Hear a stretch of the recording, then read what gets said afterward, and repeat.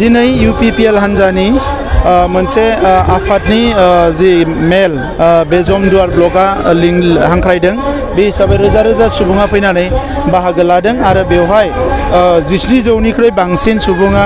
UPPL हान्जायाव जइन जागोन बांसिनानो BPFनि बिनि गुबै जाहोनखौ आङो बिजिरनानै नुदों जे थांनाय गोलाव सम जिहेतु जोंनि ओनसोलाव सान्थि फैबाय गोजोन फैबाय आरो बयबो गोरोबनानै थानो हानाय थासारि फैबाय नंखायनो बर'जों लोगोसे गुबुन गुबुन हारिनि मानसिफ्राबो लोब लोब फैनानै जोंनि दोलोआव हाबफैदों आरो बिथांमोना हास्थायो जे फैबाय थानाय समाव बिटिआर अराय गोजोन थाथों खौसेथिया थाथों बयबो रैखाथि मोनथों आरो जौगालांनो हाथों थांनाय समाव BPFनि समाव जेरैबायदि गाज्रि थासारि बियो रिपिट जाफिनथों बेखौ रावबो लुबैया बियो फैफिनथों बेखौ रावबो लुबैया नंखायनो दायो गासैबो हारिनि मानसिफ्रा लोब लोब फैनानै जोंनि हान्जायाव बाहागो लादों आरो जोंबो रायजो राजाफोरनो खोथा होदों फैबाय थानाय समाव दा जेसेबां जों मोजां थासारि दानो हादों बेनिख्रुइ बांसिन मोजां थासारि दानानै जोंनि हारिजों लोगोसे गासैबो हारिखौ जौगालांनायनि खामानिखौ जों मावलांबाय थागोन लकसभा बिसायख'थिया जोंनि थाखाय बारा गोब्राब होननानै आं साना मानोना UPPL BJP लोगो नांनानै बिसायख'थिखौ गेलेगोन बे हिसाबै जोंनि बिजाथिया गोबां भटआव देरहागोन एबार बेबायदि फेक्टर जानो हानाय एबा जोंजों चेलेन्ज खालामनो हानाय बेबायदि आफादबो नुहुराखै आरो बेबायदि हान्जाथ' नुहुराखै बेबायदि जोङो रावबो बिजाथिखौबो नुहुराखै सार नबकुमार सर'नि आमिया होनदों जे माने बे फार्स्ट क'क्राझार लकसभायाव गावनि देरहासार जागोन होनदों सार बेनि सायाव नबकुमार सर'निया रावनिबो गेजेराव मोनसेबो हारिनि गेजेराव बिथाङा पपुलारिटि गैलिया दा बे हिसाबै बिथाङा गावनि बाथ्राखौ बुंगोन नाथाय ग्रासरुटखौ नायोबा रावबो मोनसे हारिनि गेजेराव बिथांनि फारसे जि पपुलारिटि बियो गैला बियो अलमस्ट माने जिर' बायदि जालांबाय दायो हाग्रामा महिलारिनि दैदेननाय BPF सरकार थानाय समाव जोंना हाग्रामा महिलारि सारा मानगोनां हाग्रामा महिलारि सारा जोंनि बड'लेण्ड ओनसोलनि आइजोफोरखौ थगायदों बिथाङा बुंदोंमोन जे थलासे थलासे सना होगोन होननानै थलासे सना होगोन होननानै बिथाङा अपेन मिटिंफ्राव बुंदोंमोन नोंथांमोननि मिडियानि आर्काइभआव दाबो थागोन दा बिथाङा थलासे सना होनो होननानै होयैनि थाखायनो गासिबो बड'लेण्ड ओनसोलनि आइजोफ्रा बिथांखौ बोराबजोब्बाय बिथांखौ गाज्रि मोनबाय दा जोंना प्रमद बर' सारा जोंनि आइजो गावसुंथा हान्जाफोरनो आइजो सेल्फ हेल्प ग्रुपफोरनो 75,000 रां होनो होननानै बिथाङा अलरेडि 3,865 सेल्फ हेल्प ग्रुपफोरनो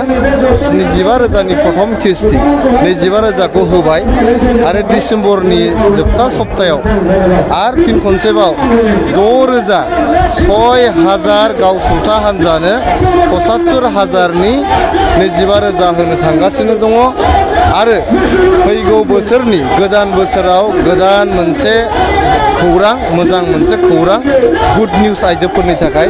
जायफोरहा 25,000 मोनखांखाबाय बिथांमोननो गोदान बोसोराव 75,000नि सेकेन्ड किस्ति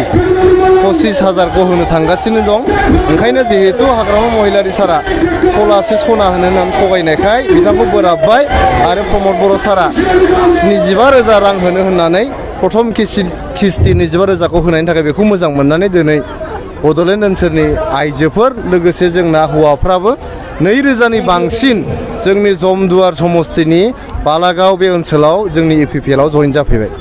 लकसभाया माबायदि साखाफारा जादों लकसभानि थाखाय जोंहा जेबो साखाफारा जानांगौ बेबायदि स्पेसियेल साखाफारा जानांगौ गैया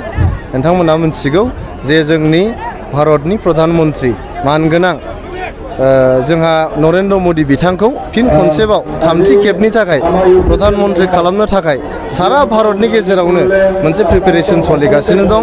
जोंनि आसामावबो जोङो NDA हान्जाया NDA नेशनेल डेम'क्रेटिक एलायन्स जे दङ बियो 12थानिबो बांसिन MP देरहानानै बिथांखौ प्रधान मन्त्रि खालामफिननायनि जोङो नाजागासिनो दङ जोंनि BTRआव मोननै समस्ति दङ